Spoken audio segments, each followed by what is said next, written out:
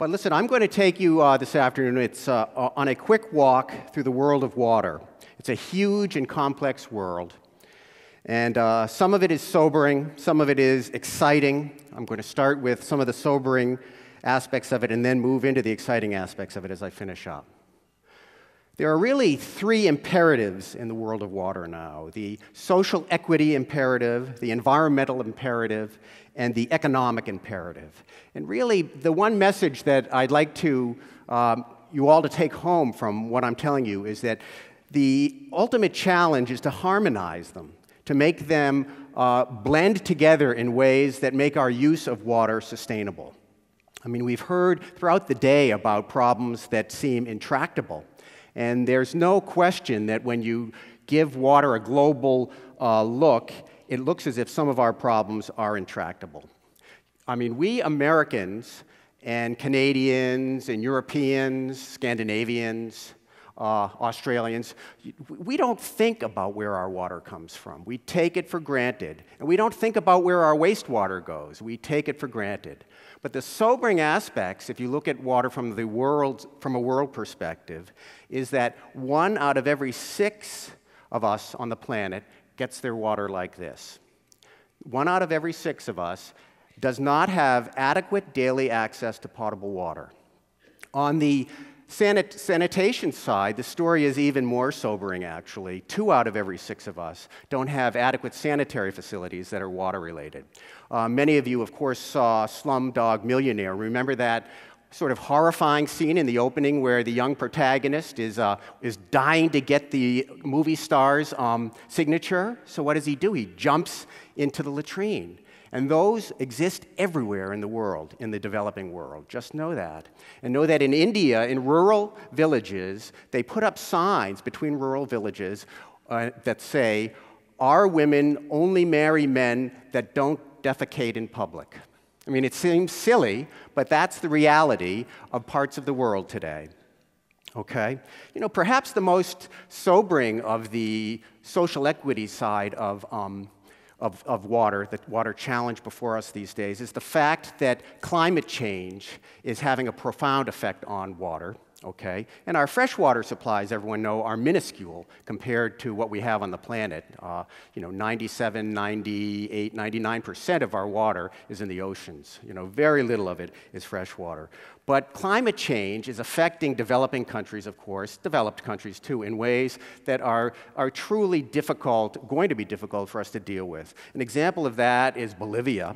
Bolivia gets a lot of its water did get a lot of its water, I should say, from glaciers. Okay, these glaciers have disappeared much faster than was expected. Okay, we saw in the introductory film this morning information about the polar caps and how fast they're disappearing. Okay, well, glaciers, which are called water towers in the world of water because they supply a lot of water to rivers, to our riverine systems, and they supply a lot of water to humans around the world. In Bolivia, they've disappeared.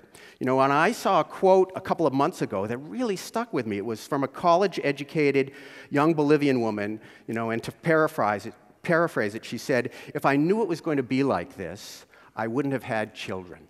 Okay, so that's part of the future that we're all looking at in terms of water. And water's getting a fair amount of attention these days. I mean, Saturday's New York Times, I'm sure some of you read it, had 2 articles, one on the front page about the sanitary systems in Haiti, how they're completely destroyed, and of course that reminds us all of Slumdog Millionaire, and one a couple of pages in about how the drought in the Philippines had destroyed the agricultural crop this year. And know that drought, again, directly related to water, is one of the major causes of civil unrest in the world, historically and currently, and in the recent past as well. Are these intractable problems? Yes and no. Real strides have been made in terms of the UN Millennium Development Goals that were established in 2000, to reduce by 50% the number of people in the world without access to potable water and without sanitary facilities. There are many organizations working on it now, and there are changes going on in the developing world that making things better. The technology is getting better. People are understanding how to run local systems, and sort of the green local movement is understood much better as opposed to building large infrastructure that doesn't work in rural and developing countries. But nevertheless, water-related diseases kill millions of people a year these days. Just know that. Let me move on to the environmental imperative in terms of our water story, okay? In terms of, last night it was interesting, I was asked during our cocktail hour, isn't the US in good shape in terms of water, in terms of our federal laws that have been passed, the Clean Water Act, the Safe Drinking Water Act, and other major federal laws that implicate our water supplies? If you look at this, this is a graph of the species indices on the continents in terms of freshwater species. And of course, the news isn't good, but you see North American going up in the 70s to 80s. That was when the Clean Water Act was passed. And we saw an improvement in terms of species indices, index here in the US in terms of it. But since then, it's been all downhill, okay? This stops in 2000, but the Nature Conservancy's freshwater scientist tells me that this trend has continued everywhere on the planet. So of our three major ecosystems, terrestrial, marine, and freshwater, I think the consensus really among scientists is that our freshwater systems are the most imperiled. They've been battered by the twin blows of both pollution and depletion. I show this slide because many people think, well, some toxic effect has killed these fish. That's not the case, actually. These fish have been starved for water. This is a river that supplies, that is a water supply for one of our major cities, and it's drained like a bathtub occasionally when it's needed, and this is what happens when it's drained. There are plenty of positive steps being taken, though, in terms of the environmental situation, including work on environmental flows and rivers and lakes, and how to best protect the freshwater ecosystems that need flows and need certain lake levels to exist. This slide is, I'm now moving into the economic imperative about water, okay? This is a slide, and I'm showing this because agriculture is the proverbial 600-pound gorilla in the room when it comes to water, okay? No matter where you go, agricultural use is the #1 user of water. Energy production, believe it or not, is often second where you are. This is a picture of Peruvian asparagus crops, okay? Peru, believe it or not, is now the largest exporter in the world of asparagus. And it's a crop that is developed, and an industry that's developed in Peru very quickly over the past 10, 12, 15 years. Of course, this, as you can see, this is agriculture expanding into the desert. Okay, that's literally what this is. Where's the water for this coming from? It's coming from a groundwater system, from an aquifer. Let me show you this, though. Here's the valley where this asparagus is being grown, and these are wells that are measuring groundwater levels and have measured groundwater levels over the past 10 years or so. You can see the news is not good. What's happened in terms of Peru is that its asparagus production has drawn down the groundwater table in this area at the fastest rate in the world. Well, you know what that means. That's completely unsustainable. And what that means is that their asparagus industry is going to stop growing and is going to perhaps disappear as quickly as it grew. What are some of the other trends in the world? Here is the history of global dam development, what we've done to our riverine systems through the decades. So here we are 10 years ago.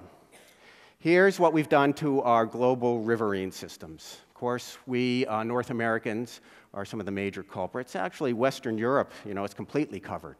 The interesting thing to know is that this trend didn't stop in 2000. The US, we really wound down our dam development by the 60s, I want to say, but it's booming in the rest of the world right now. The Brazilians are building dams, the Australians are building dams, the Turks are building dams, the Chinese, of course, are building dams. Here's a picture of the Three Gorges Dam on the Yangtze River in China.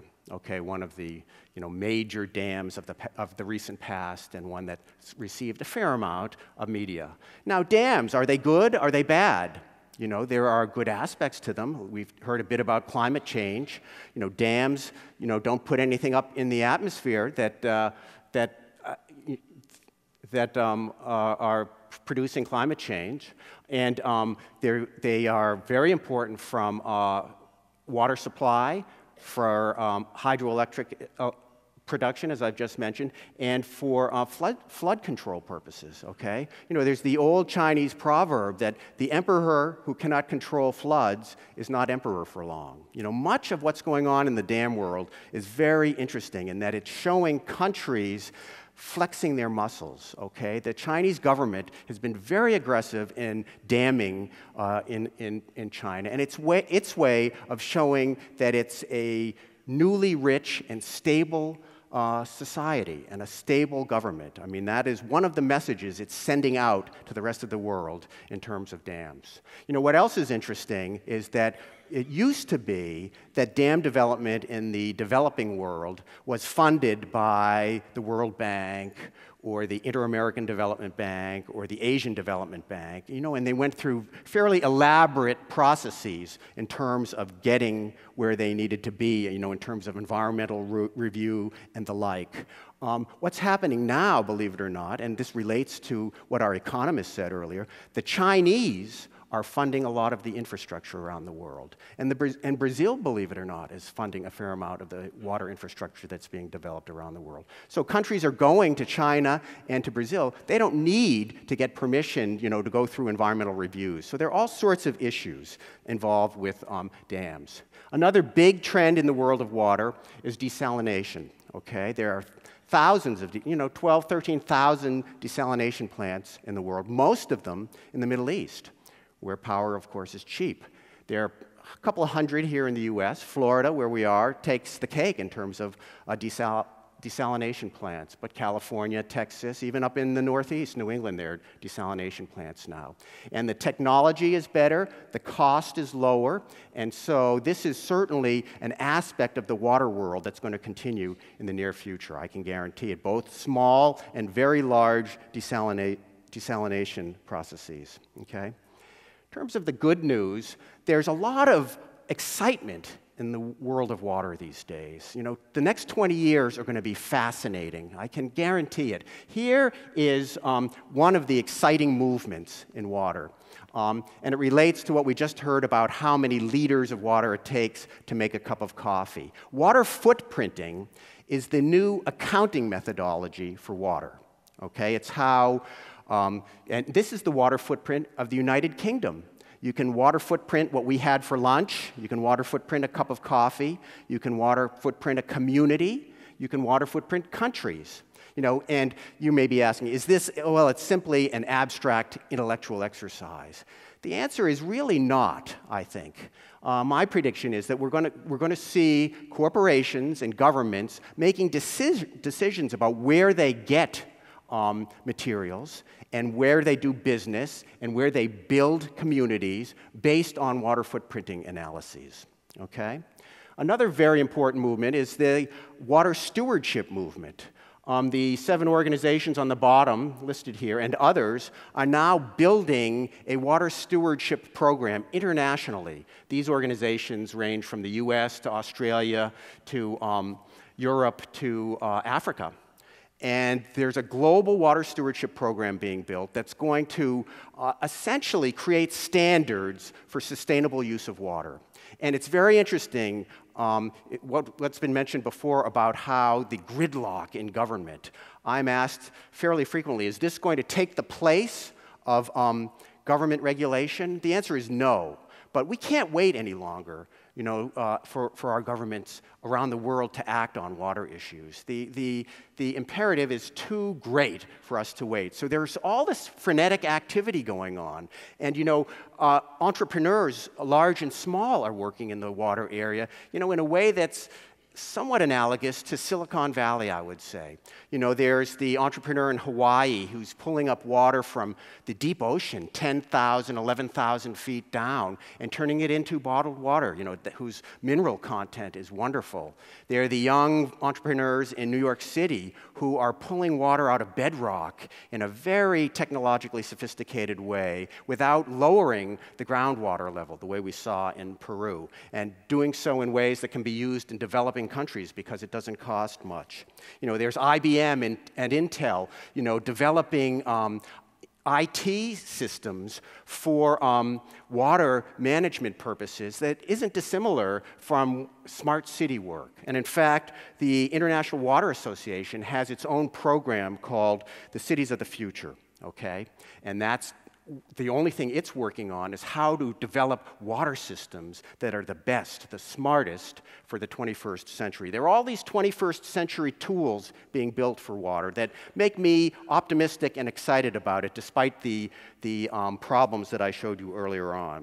You know, let me wrap up by saying, you know, what can we all do about the issue of water locally? And of course, water is a local issue at root, and in terms of nationally and globally. Well, the first thing we can do is to understand the value of water. And by value, of course, can be used in different ways in different contexts. But you know, as I said in my introductory comments, we all take water for granted. Okay? And in part, that's because we don't pay much for it. Our water infrastructure's been subsidized through various government activities through decades. But the government is now coming around and communities are coming around to seeing that water is priced in a way that reflects its true value. But there's also a personal value and aesthetic value that we need to adopt about water. Then, based on understanding the value, we need a new ethic. We really need to understand the value of water and then develop a new ethic based on what we understand about it. And finally, that ethic needs to lead to behavioral changes. We need to change our behavior in terms of how we use water. We Americans use, you know, virtually every natural resource in a fairly profligate manner, and water is no exception to that. Just know that. So we do need to we need to change our behavior. And it doesn't take much to do. It really doesn't. You know, whether it's shorter showers or low-flow toilets, or not watering the lawn. You know, there are many steps, pretty simple steps we can all take, and it's important no matter where you are to do it. It's a recognition of our relationship to the natural resource. Finally, so here we have the three imperatives again: environmental, economic, and social equity. You know, as I say, in 20 years, my prediction is that based on the ingenuity and creativity of the human species, you know, we'll have solved many of the economic issues associated with water. I mean, for example, this picture, there are wonderful irrigation techniques being established, you know, as we speak, that have, you know, drip irrigation that's based on computers monitoring soil moisture content and monitoring the circumference of roots of plants, so they know precisely how much water to put on them. That's going to be solved. And much of the, many of the social equity, not all, but many of the social equity issues will be addressed too. The UN Millennium Development Goal really helped set us along that road. My worry, and of course it's my profession as a conservationist, my worry is about the environmental aspect. Just know that we have to ensure, it's our obligation to ensure that the non-human species in our freshwater ecosystems come along for the ride as we move forward in terms of making our use of water a sustainable use. You know, otherwise what we'll end up with is species like the iconic Yangtze River dolphin, which is now thought to be extinct. We'll have virtually all of our freshwater ecosystems destroyed as we march in a human-centric way toward making water sustainable from an economic and a social equity perspective. Thanks very much.